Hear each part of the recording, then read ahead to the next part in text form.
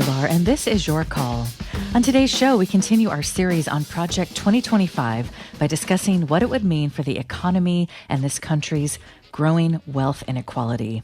Project 2025 would raise taxes on the middle class and cut taxes for the wealthy and corporations. A family of four making $110,000 a year would see a $3,000 tax increase, while households making more than $10 million would receive between $1.5 and $2.4 million in tax cuts, according to the Center for American Progress. And then there's the corporate tax rate. In 2017, Donald Trump and Congressional Republicans cut the corporate tax rate from 35% to 21%. In 2018, the Congressional Budget Office said bringing that corporate tax rate down cost almost $2 trillion over 10 years, eroding the country's revenue base. Well, Project 2025 calls for bringing down that rate even further to 18%. That would be a $24 billion tax cut for Fortune 100 companies. $1.3 billion in tax cuts for the country's 5 largest oil companies, $1.6 billion in tax cuts for the 5 largest drug makers, and $2.1 billion tax cuts for the 5 largest Wall Street banks. Joining us to talk about what this means and what it would mean for wealth inequality are two guests. Brendan Duke is Senior Director for Economic Policy at the Center for American Progress, an independent, nonpartisan policy institute dedicated to improving the lives of everyone through bold, progressive ideas. In a report about what Project 2025 means for tax policy, he writes, the end result is a staggering redistribution of taxes from the wealthy and corporations to low and middle income households. Hi, Brendan. Thanks so much for joining us. Thanks for having me on. We're also joined by Monique Morrissey, Senior Economist for the Economic Policy Institute, a nonprofit, nonpartisan think tank that centers low and middle income working families and economic policy discussions as they fight for, quote, a world where every worker has access to a good job with fair pay, affordable health care, retirement security, and a union. Monique Morrissey recently wrote a piece for EPI Action called A Republican Takeover Would Benefit Billionaires, Not You. It looks at the budget plan released by the Republican Study Committee in March, which Monique says is just as radical as Project 2025. She's got a new piece called A Republican Takeover Would Endanger Retirement and Healthcare Programs. Hi, Monique. Thank you so much for joining us. Hi, thank you for having me. Well, it's great to have both of you. I want to start off by asking you a basic question about the economy. Over the last couple of months, we have heard from radio hosts and TV hosts who say that Republicans say if Donald Trump would just stick to talking about the economy, he would have a much better chance of winning, because so many people care about the economy right now for a variety of reasons, but they never go further than that. They don't talk about the actual economic plan. So, Brendan, I just wonder, a general question, what are your thoughts about the conversation we're hearing about the economy in major media outlets? I actually think you framed it exactly right. So I think Donald Trump's plan, or what the, pundits telling him to talk about the economy want is to just kind of complain about inflation, which obviously makes sense because, American families are still upset about the inflation they've experienced over the last few years. But we do know that inflation happened across the world. It happened in Canada. It happened in Europe. It happened in Japan, which is a country that didn't see inflation for 2 decades, right?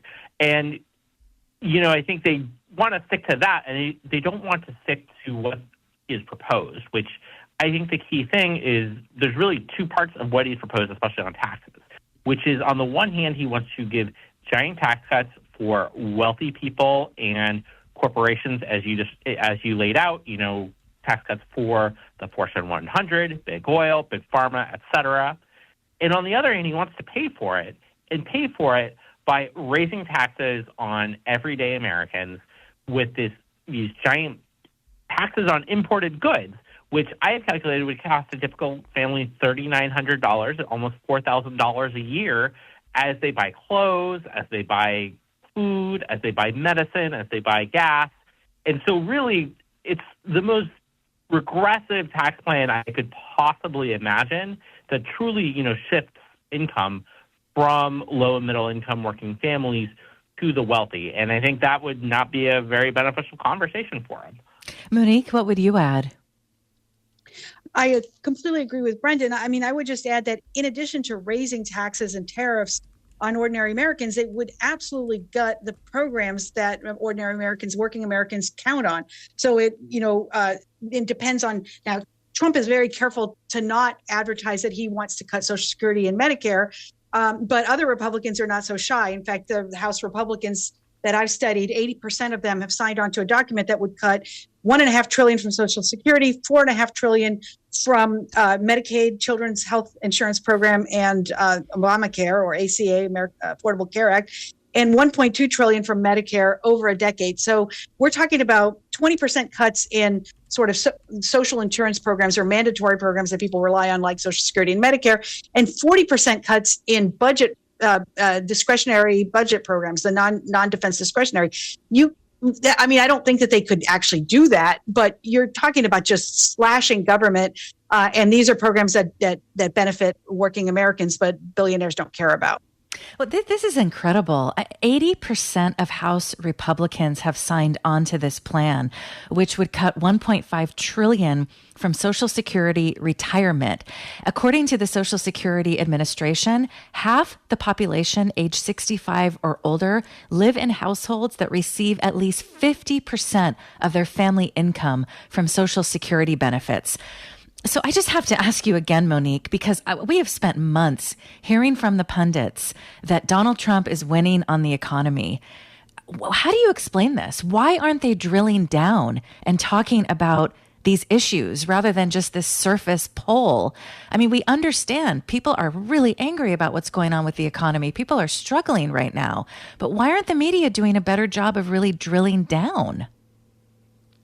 Yeah, I mean, I think one of the issues is that there has been a lot of focus on Project 2025, and Trump himself is a canny campaigner. He just wants to win. And so he does not, as Brendan mentioned, he doesn't really talk about his policies aside from deporting immigrants or blaming everything on immigrants, and tax cuts, those and trade. Those are the issues that he does talk about. He doesn't talk about this stuff.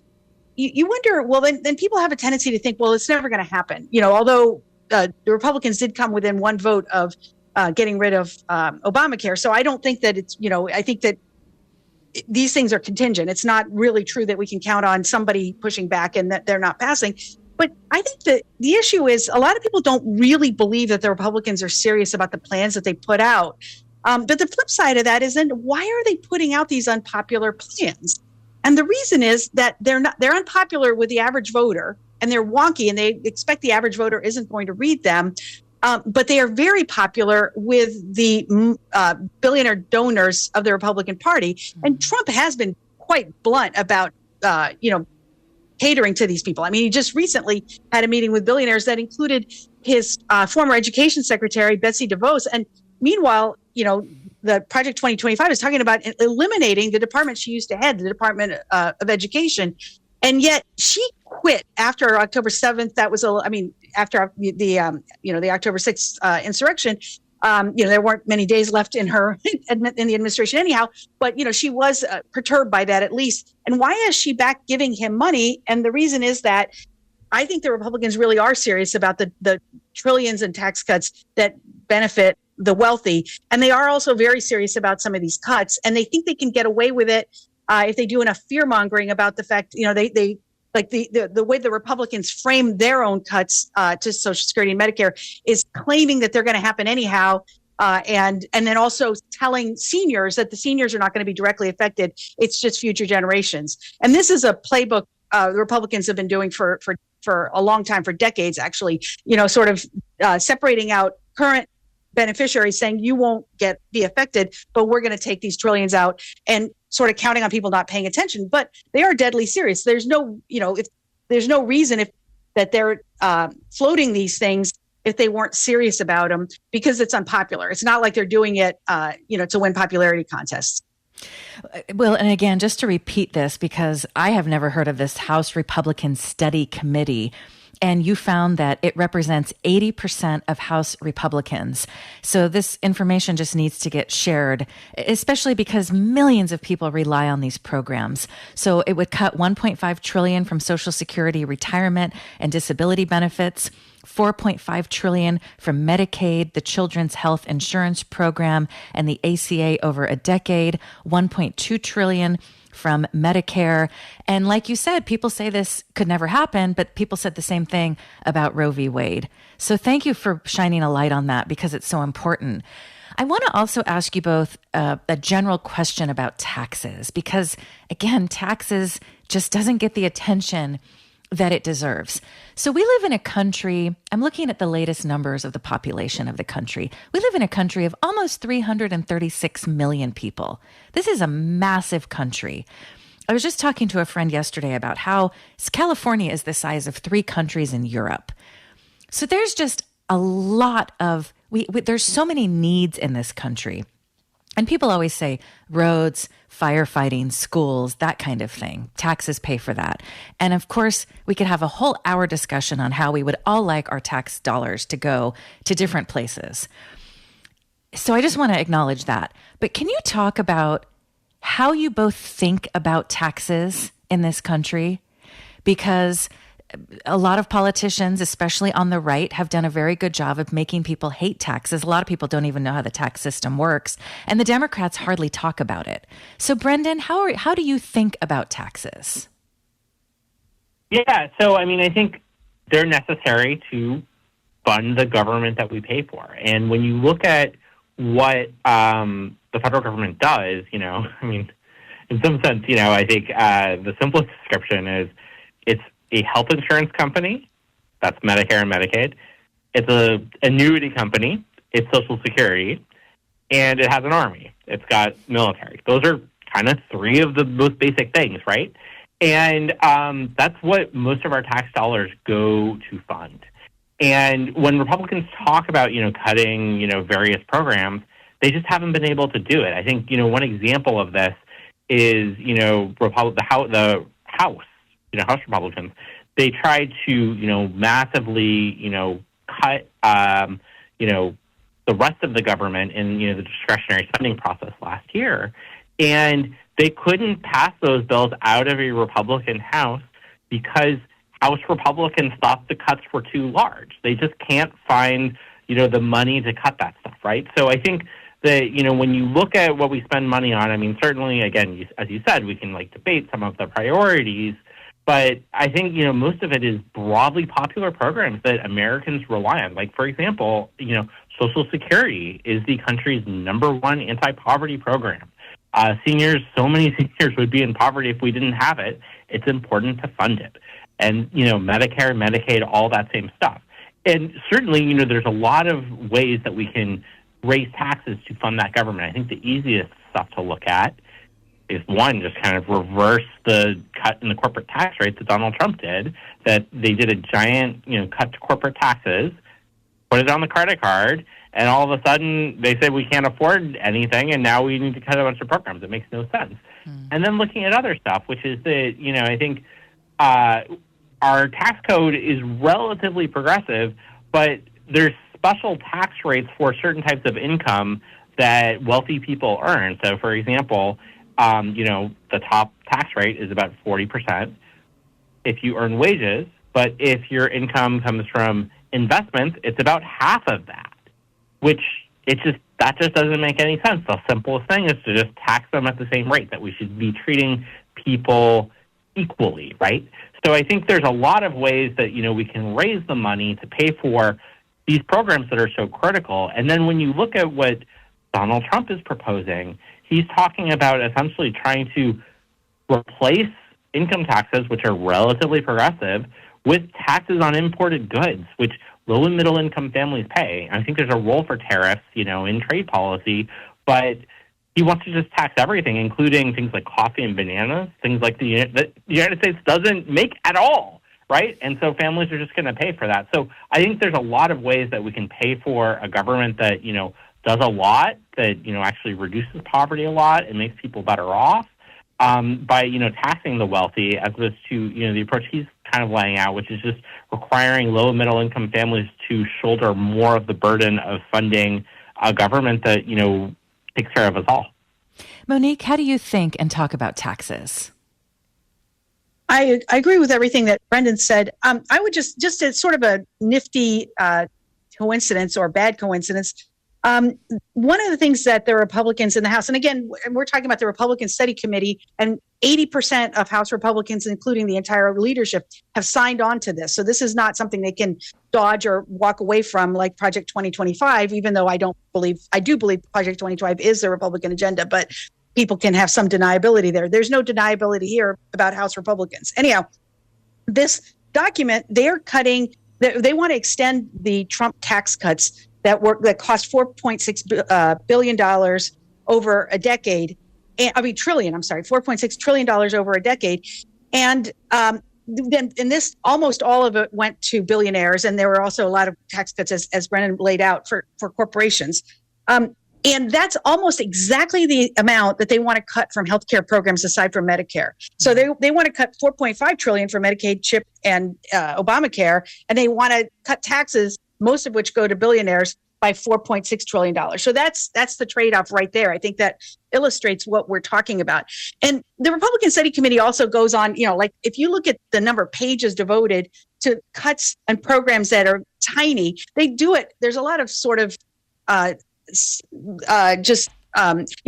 target the Kennedy Center or a program, in a tiny little programs for social, because they offend their sensibilities. Like, so there's some program that's targeted on making sure that LGBTQ people are treated fairly or something like that. So but these are minuscule programs. The bulk of the economy, exactly, or the government, exactly as Brennan said, is those three things: is healthcare, and the defense, and Social Security. At the state and local level, it's predominantly education, also to a lesser extent things like security service, like police and fire.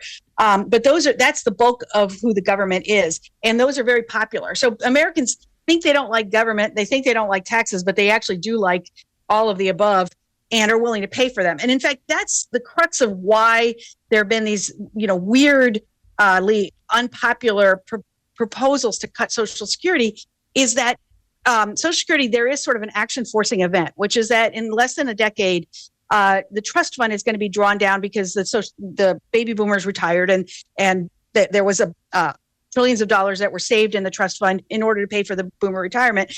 And after that, the amount of money that's coming in will be less than what needs to be paid out. They're not going to, Social Security is not going to go bankrupt. Money's still going to go out because it's mostly paid for by current workers, but there's going to have to be a cut.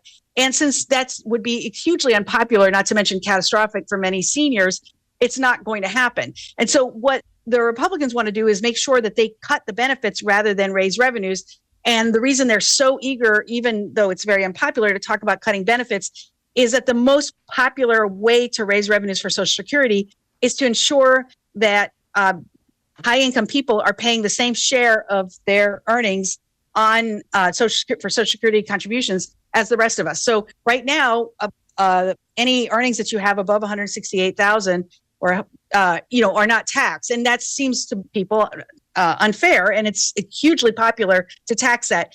And billionaires keep saying, "Well, I don't really need Social Security, so go ahead and cut my benefits." But what they really don't want to do is to be taxed on their earnings. So they are kind of, a lot of these plans will pretend that they're cutting benefits, or will say that they're cutting benefits for high earners. But what they really want to do is prevent any increase in taxes among high earners. And also, not all of the benefit cuts, or the tax cuts are actually harmful to high earners, because one of the things that Trump has thrown out is eliminating taxes on Social Security benefits, which only higher income seniors are paying. So, and that would be very, very bad for Social Security's finances. So it's not entirely coherent policy, but generally speaking, they want to protect billionaires from tax increases, and they're willing to propose very unpopular benefit cuts because they're more concerned about the billionaires than they are about even upper middle class or working class Americans. And Brendan, I found an article at Common Dreams recently that says 10 trillion in added debt since 2001 shows the Bush and Trump tax cuts broke our modern tax structure. And these numbers come from the US Treasury Department. So how should we think about tax cuts going back to the George W. Bush days and then what we saw under Trump and then what they're promising to do if he wins again? So if you've got a lot of time and not much to do, which is probably not most of your listeners, but if, just for historical, trivia, you can look up Congressional Budget Office reports, dating way back when. They obviously photocopied on the internet. And if you look at the ones from the late 1990s, and I think the last one in the year 2000, they show the trajectory of, our federal debt as a share of our economy. And it goes to zero and almost negative, and turns negative, right? Because our tax system was collecting more money than was needed to pay, for government. And in fact, everybody knew that Social Security and Medicare, those costs would go up because of the baby boomers. We knew that there were baby boomers in the late 1990s, and but it was enough to cover it all.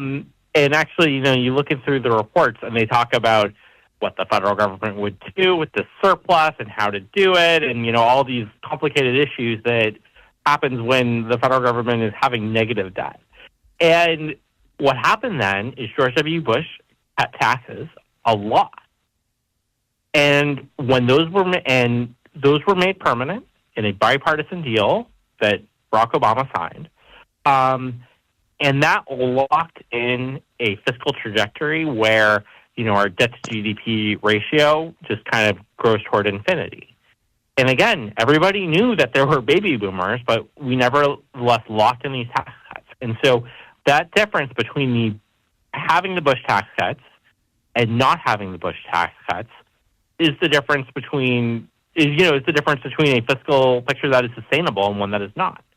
And then in 2017, Donald Trump became president, and he enacted another round of tax cuts, even though we knew that the fiscal trajectory was, already not sustainable, and that accelerates it. And so I think the key thing is that, we know that, and then, Republicans will look at that mismatch between spending and revenue and a debt trajectory that goes towards infinity and say, got to cut stuff. There's nothing to be done about it, because we can't raise taxes. And it makes no sense, because we know that if we just gave ourselves a tax code that raised as much revenue as it did in the 1990s, we would be on course. We would be on a sustainable fiscal course, and on top of that, would be able to afford vital investments in the American people, like in healthcare, like in childcare, like in paid leave. And so I think that is the key fact: is that none of this is unmovable. That the fiscal trajectory and attempts to cut Medicare and Social Security that Monique laid out, they are all the result of these unaffordable large tax cuts that are tilted toward wealthy people. Now, these tax cuts happen, throughout the income distribution, but I think middle-income Americans got dimes, and the wealthiest Americans got dollars and $10 out of these things. That these tax cuts were hugely disproportional to high-income folks. So I think the key thing is that we know that we can get on the right fiscal course, that we can, secure Social Security and Medicare, which, as Mooney said, I think are just really important programs. They're kind of proof points for, how the federal government can make a difference in Americans' lives. And, and make other investments in the American people. And so that's why I study taxes and research them, because it's hugely important. I think it's, the thing that that unlocks all of the other investments. We're going to take a quick break. That is Brendan Duke, Senior Director for Economic Policy at the Center for American Progress. Monique Morrissey is Senior Economist for the Economic Policy Institute. Today, we continue our series on Project 2025 by discussing what it would mean for the economy. We'll talk more about the plan to raise taxes on the middle class and cut taxes for the wealthy and corporations after a break. This is Your Call.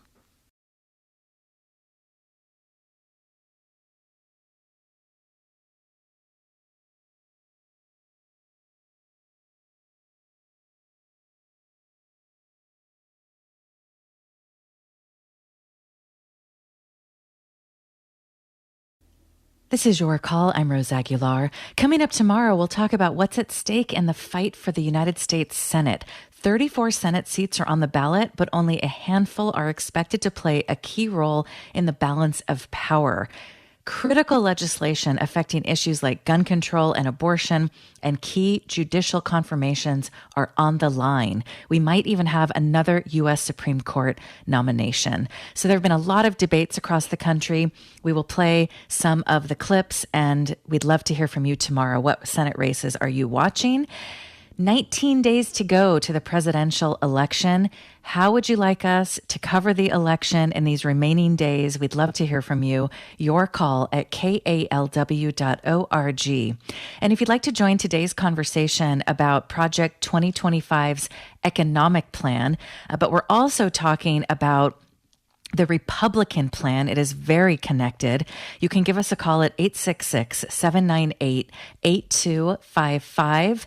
Any questions about the economy, about taxes, about what this would mean for you, your family, and your community. You can also email your call at kalw.org. Brendan Duke is Senior Director for Economic Policy at the Center for American Progress. Monique Morrissey is Senior Economist for the Economic Policy Institute. Monique, I was just reading your piece again, A Republican Takeover Would Benefit Billionaires, Not You, and then thinking about the discussion we're hearing in the major media about the economy. And this is another important point. You write, as a result of the Trump tax cuts and other tax cuts, billionaires are now paying a lower share of their income in taxes than working class Americans for the first time in modern history. I just wonder how many people know that? I know it's frustrating. And I should say that the citation for that is these two economists, Thomas Piketty and Gabriel Zuckman. Emmanuel Saez and Gabriel Zuckman. And they're famous. One of the things is it's actually sometimes very hard to find out how much the richest 400 Americans are. This is who they were talking about when they were talking about the wealthiest. They looked at the top 400. And they know more than anybody else does what their income is. But income is, for people like that, is squishy. A lot of people like Jeff Bezos, claim to have very low incomes. And so, you have to sort of unpack that. But in any case, they found that, in the 60s and 70s, these people would have been paying more than half of their income in taxes. And now they're paying about a quarter of it. And that's slightly less than in what they're paying in taxes than the bottom half of income earners. So not even the middle class, but the lower middle class and working class and poor people are paying a higher share of their income. A lot of this has to do with the fact that if wages are taxed for Social Security, and again, this is capped at $168,800 for the wealthiest people. They're not paying any of those taxes, and then they find various loopholes and tax shelters to avoid taxing the rest of it. So this is a big problem. And the Republicans not only have lower taxes for those people and for corporations, which indirectly benefits these people, but have also basically tried to prevent the IRS from looking into what taxes these people are paying into. So that, in fact, one of the things that's kind of odd about the Republican Study Committee is for a party that claims to be law and order, they're outraged at the fact that the Biden administration and Democrats in Congress funded people in the IRS to look specifically at the highest earners, people who are using aggressive tax shelters to not pay their fair share of taxes. Right. I've been wanting to do a show about that. The IRS put out a press release in July. The IRS tops $1 billion in past due taxes collected from millionaires. And you just reminded me of the great reporting ProPublica has been doing about tax cuts for the wealthy. And they found, I want to date this piece so I get this right. This was April of 2022, that Jeff Bezos paid an effective tax rate of 23.2%. He had so little income in a couple of recent years that he was able to pay zero in federal income taxes in those periods. Brendan, what are your thoughts about this? Why isn't this common knowledge that for the first time in modern history, billionaires are now paying a lower share of their income in taxes than working class people? I think a big part is a lot of people, don't get confused by taxes because they can be confusing and very complicated, right? And I think that's kind of to wealthy people's benefit, right? That if people aren't paying attention, that makes it, far easier to construct a tax system that, leaves vast portions of a lot of these wealthy people's income untaxed.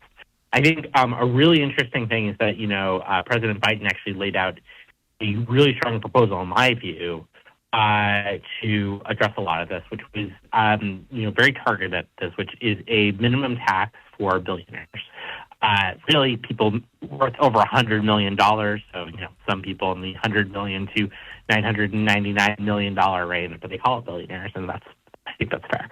And basically, the idea is that they have to actually pay a 25% minimum tax rate on their income, including, gains in their stock. And the idea here is that someone like Jeff Bezos, can become the wealthiest man in the world, or I guess Elon Musk now, both of them in both cases, without paying much in taxes because the buildup of their fortunes goes untaxed. And so the idea here is that you have a minimum tax rate, not the full capital gains tax rate, but just kind of a minimum one where they kind of prepay their taxes. And so that when they sell the stock one day, they actually don't pay as much in taxes because they've already kind of prepaid it, but they kind of pay as they go. And I think this makes a lot of sense for billionaires because this is the main way they accrue money. Most Americans, this is not as big of a deal as, their wages and, their salaries. But for billionaires, I think it makes a lot of sense. So I think President Biden has laid out a very smart idea to tackle this problem for the very, very high end. This isn't a problem for, people making $1 million a year.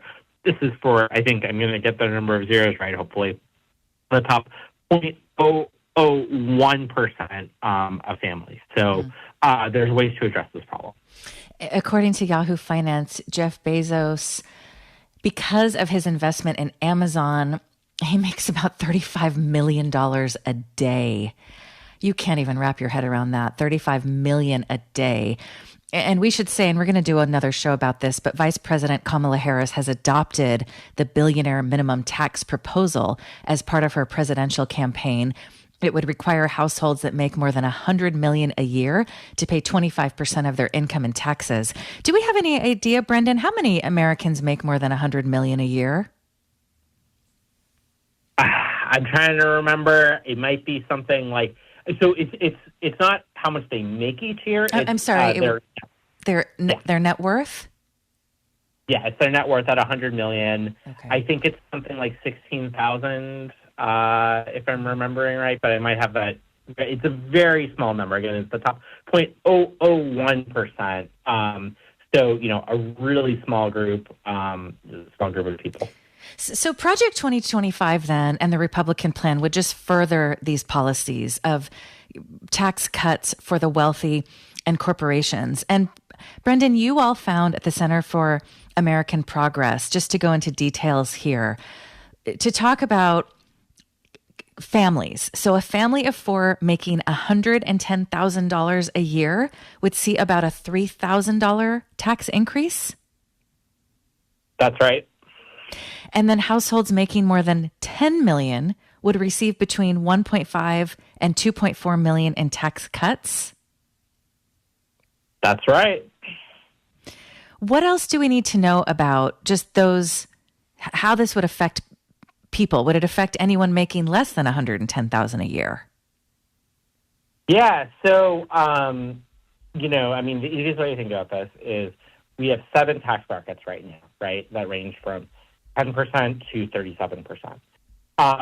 Project 2025 thinks that's too many, and they want just 2 brackets, a 15% bracket and a 30% bracket. And the cutoff being, when you mentioned, around $166,000 a year, you stop paying taxes on your wages for Social Security. They want the 15% tax rate to kick in at that point. So I think the easiest way to think about this is for a married couple, if you make under the standard deduction, it doesn't affect you. That's $28,000 a year for a married couple, right? $28,000 a year, you don't pay taxes, income taxes now, and you wouldn't under Project 2025. But then, between that $28,000 to around $170,000, right? They would raise the rates. And right now, basically the rates people pay in that range are a 10% bracket and a 12% bracket. Project 2025 is talking about a 15% bracket. So just unambiguously, that raises taxes on that group of people making between about $28,000 and something, like $130,000, and I did the math or something like that. So, that's the group that gets affected and pays more in taxes. And, if this was part of a project to, reduce the deficit or something, it would be annoying to pay more in taxes, I think, for a lot of people, but you would kind of understand it. But at the same time, then, they cut taxes for high-income people because, for one thing, that 30% tax bracket is lower than the current 37% tax bracket. So that is a tax cut for, extraordinarily wealthy people, like the $10 million family example I gave.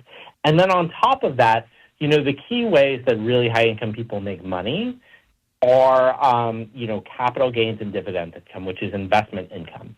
And Project 2025, right now they pay about a 24% rate on that income, so lower than their than the income they would get from wages, but, 24%. Project 2025 wants to lower that to 15%, and that is a huge tax cut for them. That is the main driver of the tax cuts as they're getting.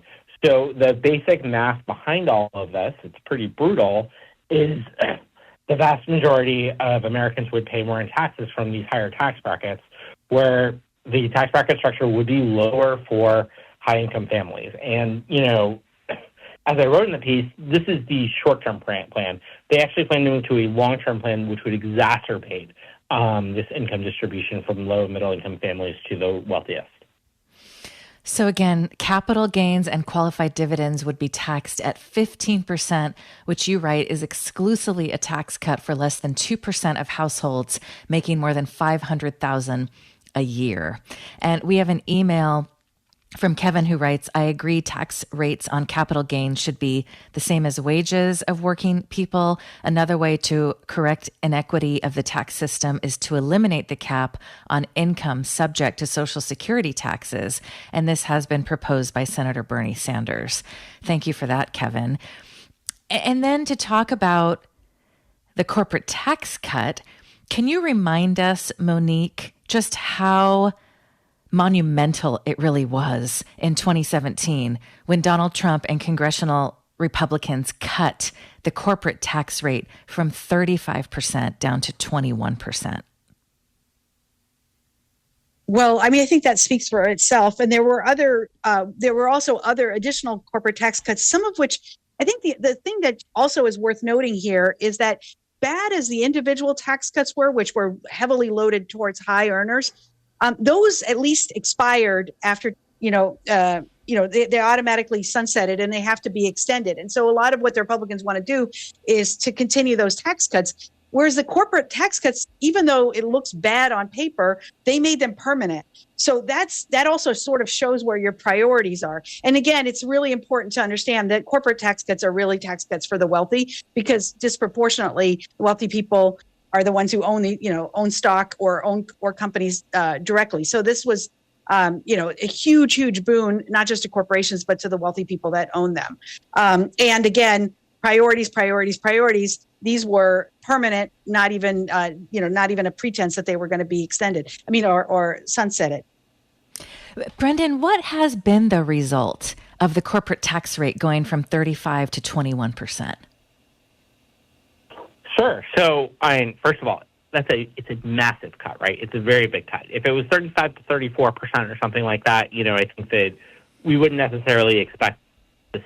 We wouldn't hold it against it if it didn't have economy-wide effect. But 35% to 21% is a very large cut. You should be able to see that in the economy if cutting the corporate tax rate has a big economic effect. And it just turns out it didn't really. So when you look at, he cut taxes at the end of 2017. When you look at the 2 years before that, and then the 2 years after that, you got to ignore COVID, so just, ending right before COVID, GDP growth was the same, investment, which is the key method by which these tax cuts were supposed to spur all this economic growth, investment actually went down the 2 years following the Trump tax cuts compared to the 2 years before. So we know it couldn't have been that effective just based on those aggregates. And then when people kind of, investigate in there a little and use all sorts of, fancy economic tools to see if there's an effect, they see, a tiny, small one, but nothing worth the trillions of dollars we're talking about in foregone revenue, which, again, darkens the fiscal outlook and could be invested directly in the American people in things like childcare, like paid leave, like Medicare, like, a home health care program, those sorts of things. And so, the effects, again, were just minimal and really hard to see. And so I think that, in some sense that's comforting in that suggests that we can recoup a lot of that revenue and use it to invest in people. So Project 2025 calls for bringing that corporate tax rate down to 18%. But according to the Committee for a Responsible Federal Budget, Donald Trump actually wants to bring the corporate tax rate down further to 15%, Brendan. Yeah, it's the zone where Donald Trump's actually more extreme than Project 2025, right? I think that, again, I think the key thing is that he does not believe in income and corporate taxes. He floated getting rid of all income and corporate taxes and replacing those with a tariff, which actually Project 2025 proposed something similar, replacing them with a sales tax, which is the most regressive tax reform you could possibly imagine, because it's just basically asking Americans who go shopping at Safeway, at CVS, on Amazon, to pay more in taxes without taxing the people who own those companies. So, again, it's just massive redistribution, class warfare in many ways on behalf of billionaires and corporations. Brendan Duke is Senior Director for Economic Policy at the Center for American Progress. Monique Morrissey is Senior Economist for the Economic Policy Institute. We're talking about Project 2025, the economy, and taxes. It would raise taxes on the middle class and cut taxes for the wealthy and corporations. Monique, what else would you like to add before we really go back to the bigger picture about Project 2025 and then what you have uncovered about the House Republican Study Committee, which represents 80% of House Republicans, and what they're calling for on taxes? Well, first of all, I wanted to follow up on something that Brendan raised, which is the whole switching from an income tax to tariffs.